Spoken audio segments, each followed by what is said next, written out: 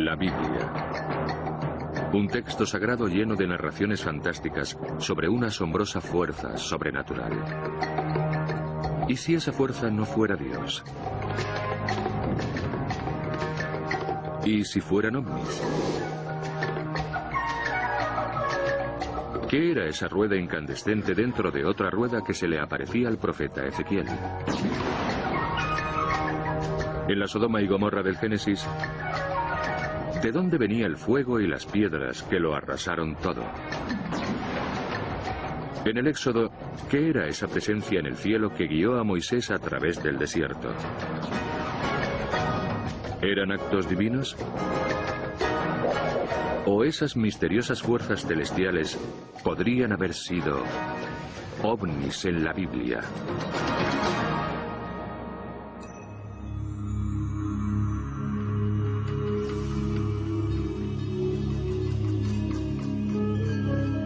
A lo largo de la Biblia se suceden misteriosos fenómenos aéreos que alteran el curso de la historia humana. Para los eruditos religiosos, estos relatos son la prueba infalible de la presencia de Dios y de las acciones divinas. Pero algunos investigadores modernos defienden una teoría diferente. Tal vez esas historias relaten verdaderas visitas alienígenas.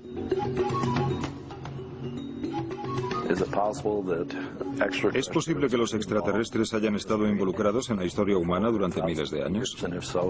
¿Y si es así, entraron en contacto con los personajes bíblicos? Cuando se estudia la Biblia, se observa que hay muchos testimonios de ovnis que contactan con personas, como el carro de fuego que abduce a Elías y lo asciende al cielo. Elías fue uno de los profetas judíos más respetados de su época. Según los expertos en ovnis, el relato bíblico de su encuentro con un carro de fuego es una descripción detallada de lo que podría denominarse un ovni.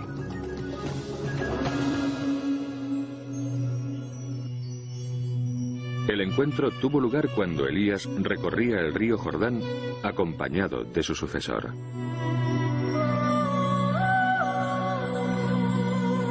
Elías sabía que su vida corría peligro porque había ofendido a muchas figuras religiosas poderosas.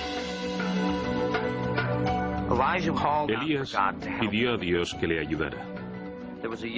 Le acompañaba un joven llamado también Elías. Y de repente se vio rodeado por varios carros de fuego.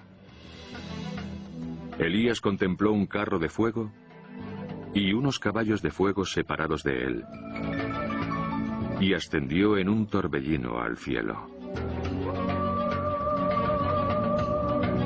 El Antiguo Testamento narra una historia sobre cómo a Elías le atrapó o le absorbió un carro de fuego que brillaba incandescente.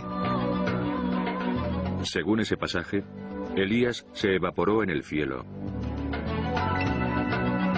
y ningún mortal volvió a verle. El concepto de Elías siendo ascendido a un carro de fuego es una abducción.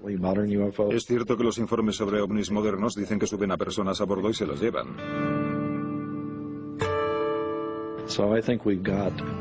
Creo que lo que aparece en esos informes es algo muy parecido a lo que se llevó a Elías al cielo.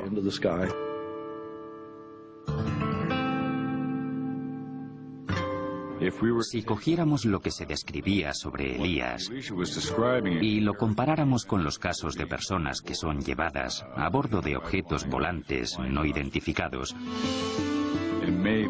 podría tratarse perfectamente del mismo tipo de suceso que tuvo lugar en aquella época.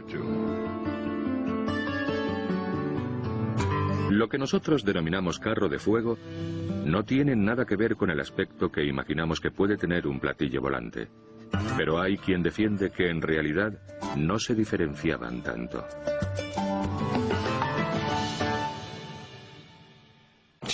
Carro es un término que significa algún tipo de transporte. Y en aquella época, lo más parecido a lo que podían comparar un platillo volante era un carro. Era un modo de transporte que resplandecía y tenía un aspecto brillante. Se trataba seguramente de la única asociación que podían encontrar para esos transportes celestiales.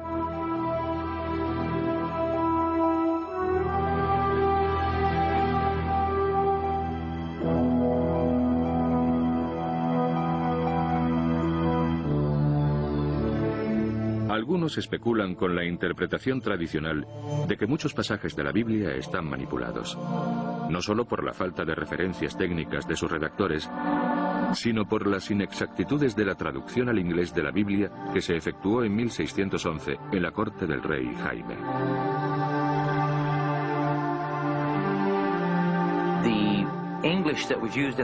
El inglés utilizado en la corte de Inglaterra en el siglo XVII era diferente del inglés que utilizaba el pueblo llano por un motivo específico. Porque los cortesanos querían diferenciarse de los plebeyos. Para comprender mejor el significado original de los textos bíblicos, los investigadores se remiten al libro Concordancia Exhaustiva de Strong. Es un libro publicado en 1890 con un índice alfabético de cada palabra que aparece en la Biblia y una lista de todas las veces en que aparece esa palabra y de los contextos en los que se utiliza. Basándose en este libro, algunos investigadores creen haber descubierto otra conexión entre el relato de Elías y los ovnis. En la versión del rey Jaime, Elías cuenta que ascendió al cielo. Pero algunos creen que no se refería al reino de Dios.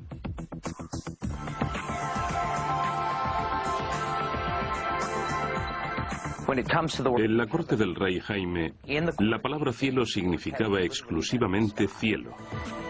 En los cientos de veces en que aparece nombrada, cielo significa cielo físico. No se refiere en ningún caso al reino de los cielos como recompensa.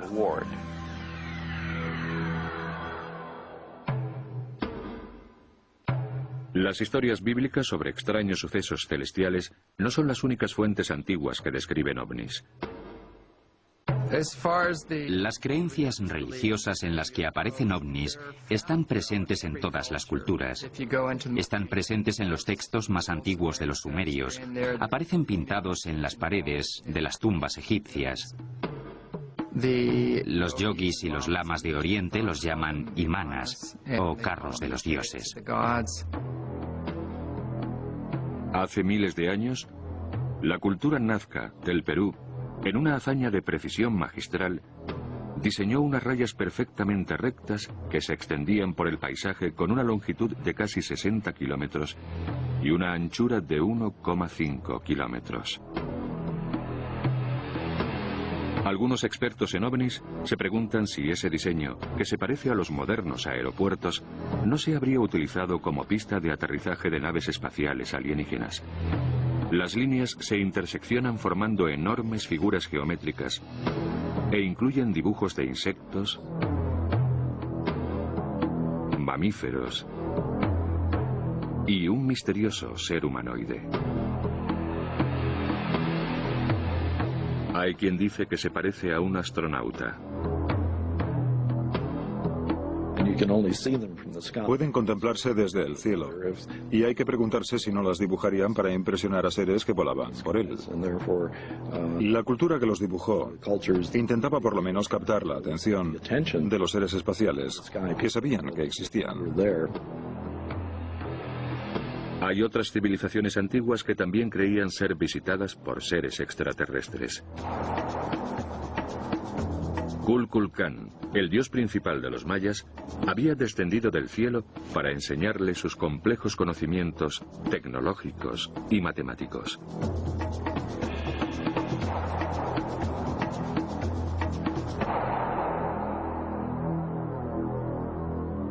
Los avanzados conocimientos matemáticos de los mayas son una de las formas de demostrar que existe una posibilidad. En los códices aparecen cartas astronómicas muy avanzadas en las que constaban los eclipses solares y lunares. La creencia de que los mayas recibieron sus conocimientos matemáticos y astronómicos de antiguos dioses que bajaron del cielo, creo que tiene su origen en un hecho real. Porque esa misma historia se repite por todo el mundo, con los indios de América del Sur y del Norte, en China, en todo Oriente, en la India. Es esa historia, o una versión similar, en la que los dioses vienen del cielo y comparten sus conocimientos con los seres humanos. Son relatos inquietantemente similares, que se repiten en distintas culturas, a lo largo de los siglos, y que hacen surgir nuevas preguntas. Creo que los ovnis existen desde hace siglos. Creo que han sobrevolado la Tierra e incluso han aterrizado y han entablado contacto.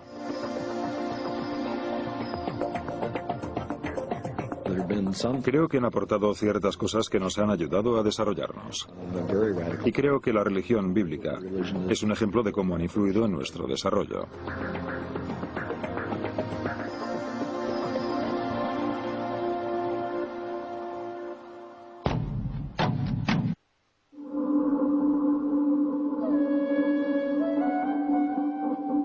El éxodo de los judíos de Egipto fue un momento clave en el desarrollo de la religión judeocristiana.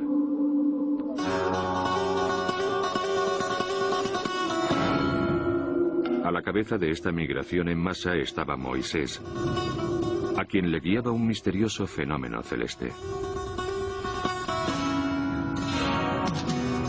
El Señor se les aparecía durante el día en forma de pilar de nubes para enseñarles el camino. Y por la noche se transformaba en un pilar de fuego para iluminarles. Así podían viajar de día y de noche.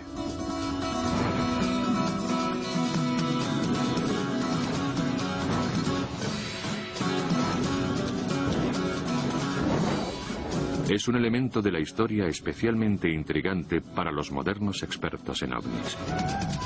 ¿Quién o qué era ese protector?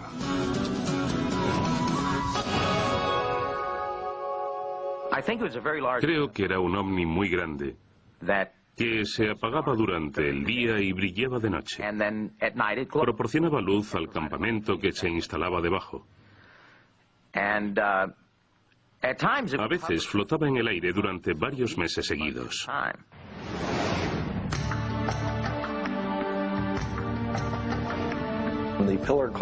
El pilar de nubes de día y de fuego de noche que guió el éxodo era un objeto en el cielo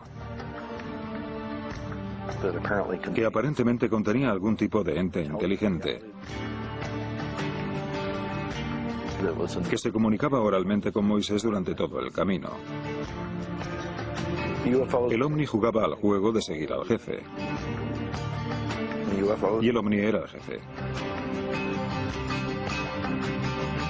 Aunque inicialmente el faraón permitió el éxodo de los judíos, luego cambió de opinión y se lanzó sobre ellos con todos los carros de Egipto y cientos de sus hombres. Fue una persecución que condujo a uno de los acontecimientos más espectaculares de la Biblia, cuando los ejércitos del faraón alcanzaron a los israelitas a orillas del Mar Rojo.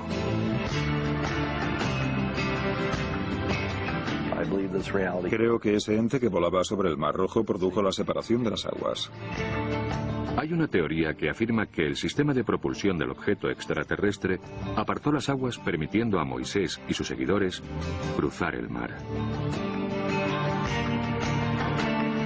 Después, el Señor le dijo a Moisés que extendiera su mano sobre el mar para que se tragara a los egipcios, a sus carros y a sus jinetes. En mi opinión, la separación de las aguas estuvo causada por algún tipo de fuerza antigravitatoria. Las gentes de la Biblia no habrían sabido cómo explicarlo ni aunque lo presenciaran. Pero creo que si alguien lo hubiera presenciado en la era moderna, nos podrían haber transmitido una versión científica de lo que a los antiguos les pareció sobrenatural. Incluso después de escapar a los egipcios, los judíos tuvieron que enfrentarse a un arduo viaje hasta su tierra prometida de leche y miel. El camino se lo indicaba una nube que los guiaba y protegía a la vez.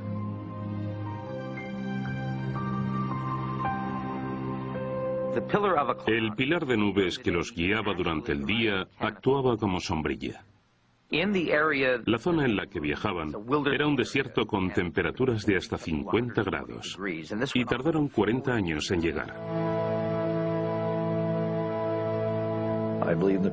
El pilar lanzaba maná a los judíos para alimentarlos durante los 40 años que duró su éxodo.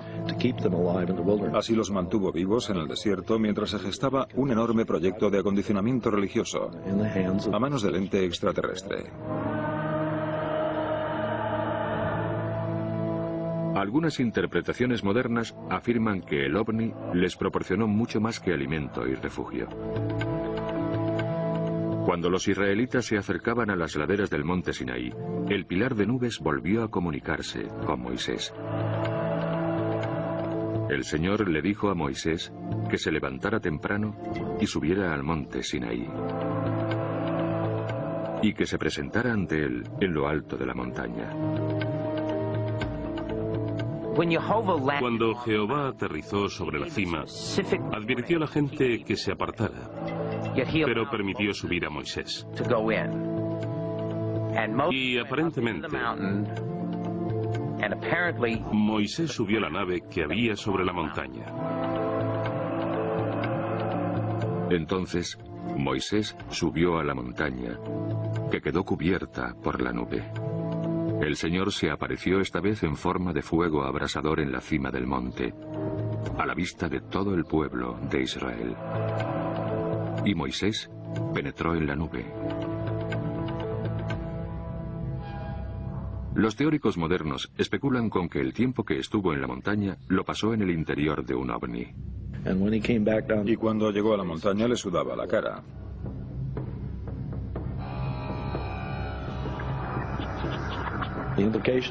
Lo que implica algún tipo de transmisión de energía entre él y ese ente extraterrestre. Cuando Moisés bajó del monte Sinaí, llevaba en sus manos los 10 mandamientos, las leyes supremas para su pueblo. Entonces se le acercó al pueblo de Israel y él les entregó los mandamientos que el Señor les había ordenado cumplir. Pero si esa enorme columna en el cielo era realmente un ovni y les entregó a los judíos un ordenamiento moral para su sociedad, ¿qué opinaron los antiguos de ello? Según Moisés, el individuo que había en el interior de las columnas de fuego y nubes era Jehová. Jehová es el nombre del Dios nacional de los judíos. Su Dios era un Dios del cielo, un Dios celestial, un Dios que creaba el cielo en la tierra. No creo que a los judíos les costara mucho creerse que la columna de nubes y fuego era Dios. Dios estaba en aquel ovni. Algunos creen que la influencia de los ovnis no se limita a la Biblia judía. Puede hallarse a sí mismo en la fe cristiana. Miles de años después del Éxodo, el Nuevo Testamento relata la transfiguración de Jesús.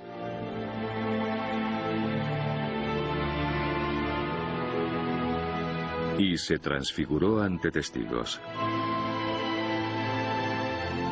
Sus ropas se volvieron de un color blanco tan deslumbrante que no había cal en la tierra que las pudiera blanquear más. Y aparecieron Elías y Moisés, que se pusieron a hablar con Jesús. Era sorprendente encontrar a Moisés y Elías con Jesús, porque Moisés llevaba muerto cientos de años, y Elías nunca había muerto sobre la tierra, porque había sido elevado al cielo en un carro de fuego, y no se le había vuelto a ver hasta entonces.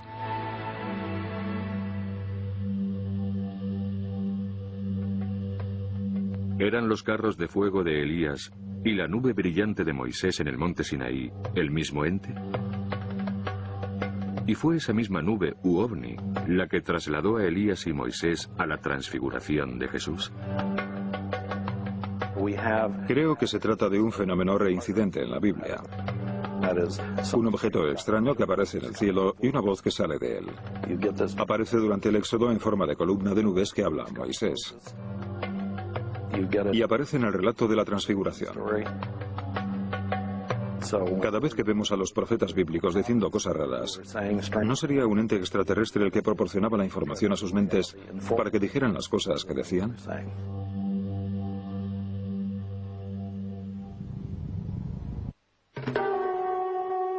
Más de medio milenio antes del nacimiento de Cristo, un grupo de exiliados judíos se hallaba cautivo a orillas del río Kebar.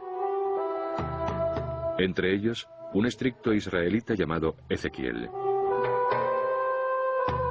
Se había convertido en profeta prediciendo la caída del reino de Israel. También predicó el mensaje de la esperanza y la salvación. Pero antes, Ezequiel había sido secuestrado por un ente celestial. Cuando miré, había un viento tormentoso del norte aproximándose. Y una gran nube rodeada de brillo con un fuego continuo encendido.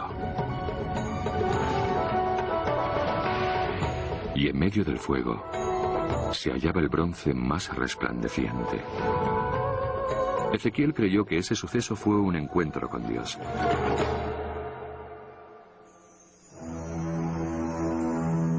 Pero los expertos en ovnis se preguntan si podría haberse tratado de algo más. Los investigadores de ovnis han analizado y estudiado el relato detallado de Ezequiel sobre este encuentro más que ningún otro pasaje de la Biblia. Y creen que se trata de un encuentro con alienígenas. Vi una rueda sobre la tierra. En cuanto al aspecto de la rueda y de su fabricación, brillaba con el resplandor de una luz de cristal. Ezequiel describe un objeto metálico volante, giratorio y brillante, que asciende y aterriza delante de él. En la era moderna se han observado objetos metálicos volantes, giratorios y brillantes que ascienden y descienden, igual que los descritos en la Biblia. ¿No es una conclusión ilógica asumir que las naves que se ven ahora sean las mismas que describía la Biblia en la antigüedad? La construcción consistía en una rueda dentro de otra. Podía dirigirse en cualquier dirección, sin tener que girar. Se nota que a Ezequiel le costaba mucho describir su visión. Y es una característica de los avistamientos de ovnis que la gente que los vea tenga problemas explicando lo que ha visto. Igual que ocurre en la Biblia. Las 4 ruedas tenían bordes con pinchos y estaban circunvaladas por ojos.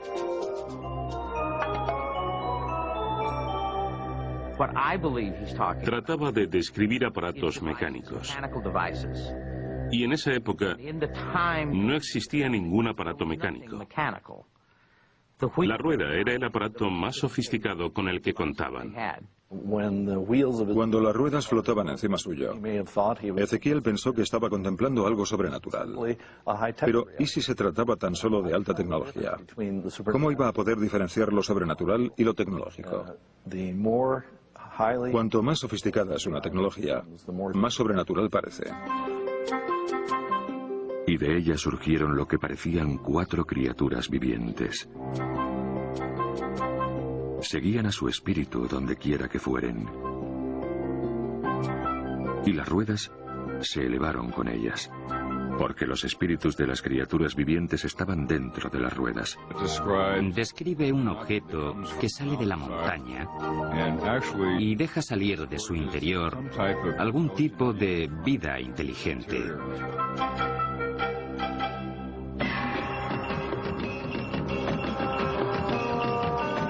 En cuanto al aspecto de sus caras, cada una tenía de frente el rostro de un hombre. Las 4 tenían el rostro de un león al lado derecho. Las 4 tenían el rostro de un buey al lado izquierdo. Y las 4 tenían la cara de un águila por detrás. En aquella época, no había nada similar en el cielo. No había aviones, ni helicópteros. No había cometas, ni siquiera globos.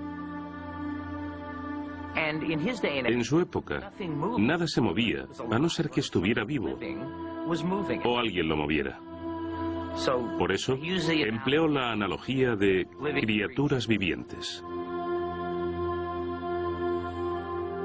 Sobre las cabezas de las criaturas vivientes había la representación de un firmamento brillante como el cristal. Y cuando se fueron, oí el ruido de sus alas, similar al sonido de muchas aguas, como el sonido del trueno del Todopoderoso.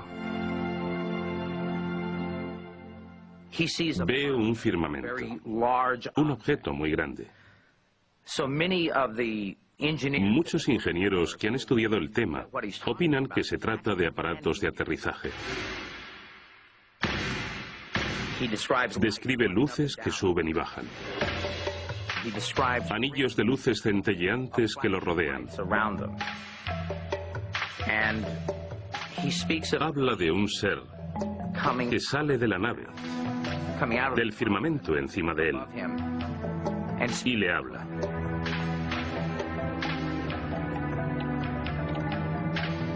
Si los visitantes eran extraterrestres, ¿por qué se le aparecieron a Ezequiel?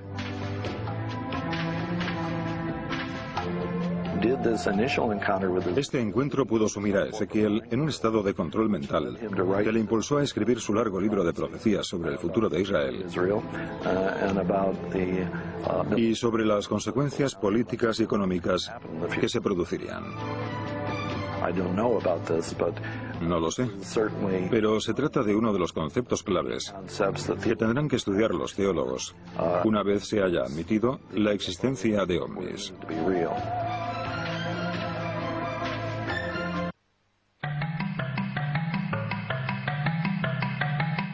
Ángeles. Los mensajeros de Dios. Sus imágenes etéreas aparecen en el arte y la arquitectura a lo largo de los milenios por todo el globo.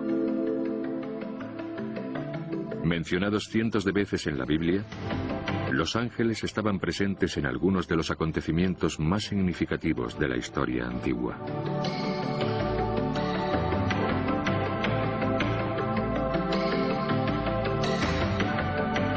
Pero, ¿qué son los ángeles?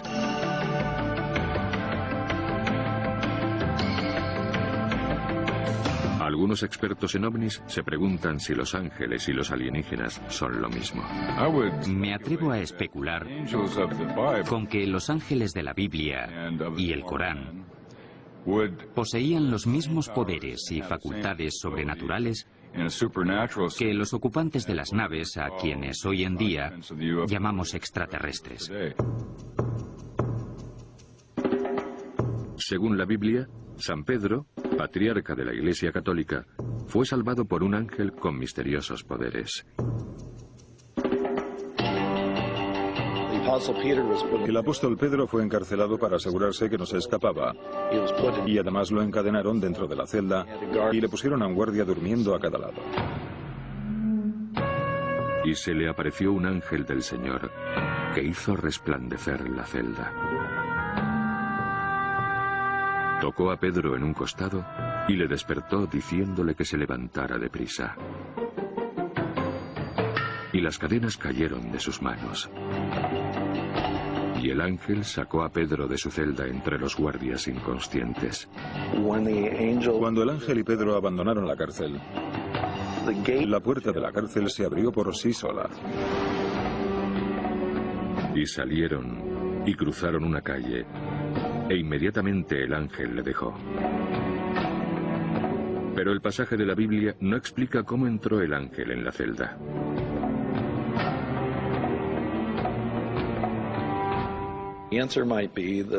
La respuesta puede que sea que el ángel tenía la capacidad de atravesar paredes sólidas.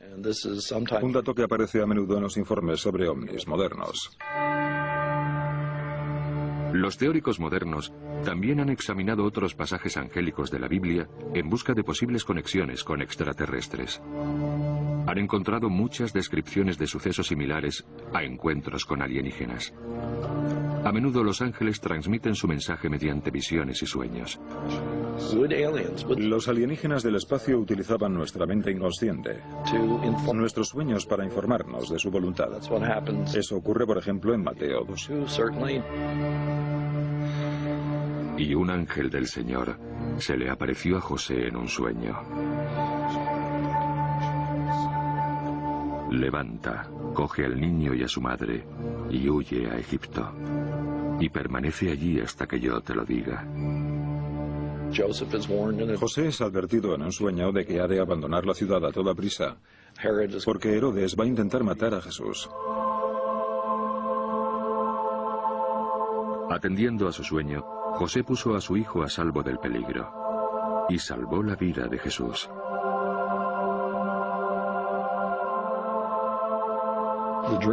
El tema de los sueños juega un importante papel en la vida psíquica judeocristiana. No sabemos cuánto se debe a la intervención directa de los alienígenas. Si volvemos a Abraham y al Antiguo Testamento, hay un pasaje en el Génesis que dice que el Señor hizo que Abraham se sumiera en un profundo sueño. Y a través de un sueño, Dios le comunicó todo lo que quería transmitirle. Pero Abraham también interactuó físicamente con los ángeles. Aunque se sabía que eran seres sobrenaturales, estas criaturas celestiales eran a menudo confundidas con meros mortales. En el libro del Génesis hay un relato sobre Abraham en el que le vienen a ver tres seres.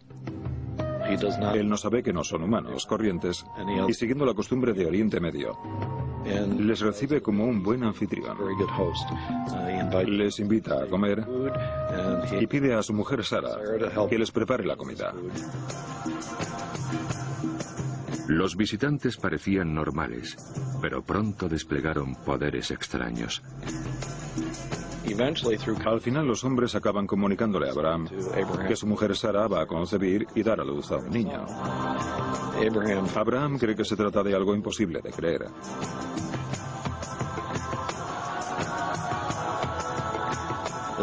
Su mujer Sara, que estaba fuera de la tienda, lo escucha y se ríe por dentro, pero sin hacer ruido. Y los tres hombres la acusan de haberse reído. Ella lo niega, pero en cualquier caso, esto implica que ellos podían leer su mente telepáticamente. La cuestión de la telepatía y de si esos seres podían o no leer la mente de Abraham y de Sara es un tema muy importante. La telepatía es también un rasgo que se asocia a menudo con los modernos extraterrestres. Luego se marchan y ella se queda embarazada. Con el tiempo Abraham se da cuenta de que ha tenido lo que él llama un encuentro divino, pero creo que ahora podríamos llamarlo un encuentro extraterrestre. Ese año, Sara da a luz a su hijo, Isaac, de quien parte la dinastía que fundó la nación judía. Una de las cosas que aparecen en muchos informes sobre abducción por ovnis es que los extraterrestres parecen estar muy interesados por el proceso de reproducción humano. En la historia de Abraham y Sara es posible que los alienígenas tomaran parte en el proceso reproductivo entre Abraham y Sara y que Isaac sea el producto de algún tipo de intervención alienígena. Algunas de lo que podemos llamar historias extraterrestres de la Biblia contienen ingredientes de control psíquico sobre la raza humana, o si no sobre toda la humanidad, al menos sobre algunos elegidos. Cuando escuchamos a los profetas decir cosas raras, nos preguntamos si no serían los extraterrestres quienes informaban a sus mentes para que dijeran lo que decían.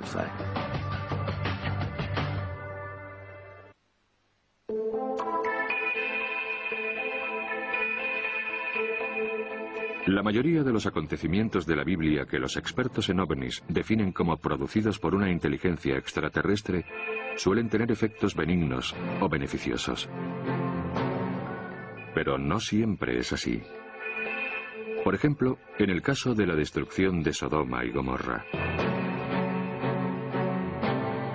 Según cuenta la Biblia, los habitantes de estas dos ciudades hermanas eran tan pecadores y degenerados que no había esperanza de reconducirlos por el buen camino. La única solución era el exterminio total.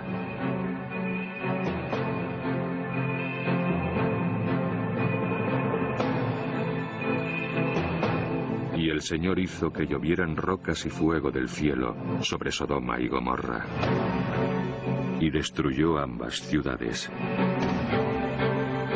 En su libro de 1968, Recuerdos del futuro, Eric von Däniken sostiene una teoría distinta sobre la destrucción de Sodoma y Gomorra.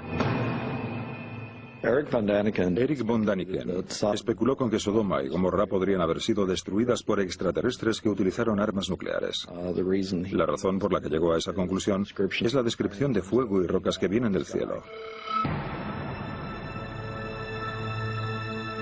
Si concluyéramos que los extraterrestres destruyeron ciudades enteras porque no les gustaban, se trataría de una forma muy rápida de captar la atención del planeta Tierra.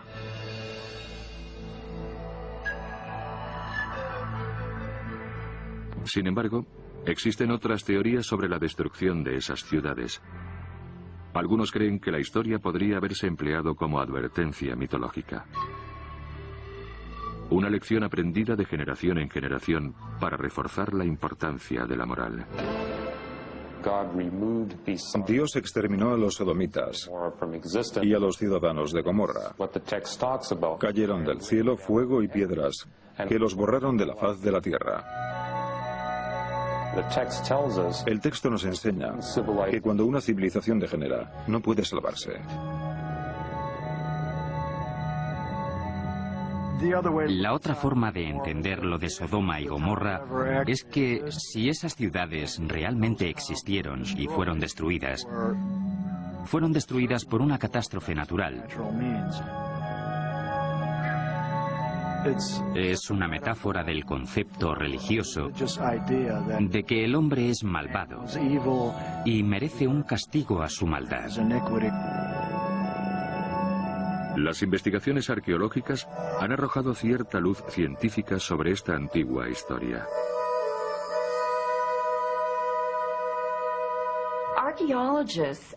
Unos arqueólogos que excavaban en una llanura al sudeste del Mar Muerto encontraron el lugar aproximado donde se situaban las ciudades de Sodoma y Gomorra. Los restos de esas ciudades, que se llamaban Babadra y Numeria, proporcionan datos valiosos para esclarecer la verdad sobre Sodoma y Gomorra. En Babadra se puede observar que se produjo una hecatombe en el montículo donde se asentaba. En Numeria existe un estrato de cenizas que sugiere que la ciudad sufrió un incendio.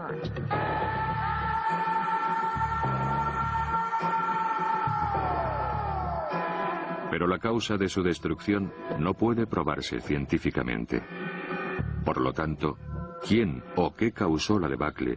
Permanece abierto a la especulación. Lo más importante del tema es si los extraterrestres estaban tan involucrados en el desarrollo de la vida sobre la Tierra que decidieron destruir una ciudad o un grupo de gente. El que Dios y los ángeles bíblicos fueran un ovni de otro planeta puede ser una idea radical. Pero es posible que los teóricos modernos no fueran los primeros que se plantearan esta posibilidad. En el siglo XV surgieron obras de arte que representaban escenas bíblicas, con misteriosos objetos volantes flotando en el cielo. Encuentro que el arte renacentista es muy intrigante. Hay imágenes de ovnis con la imagen de la Virgen y de Jesús crucificado. A veces se pintan al fondo pequeños puntos negros o ovnis en forma de platillo con una cúpula encima. Y se trata de obras de arte realizadas 1500 años después de que ocurrieran los hechos.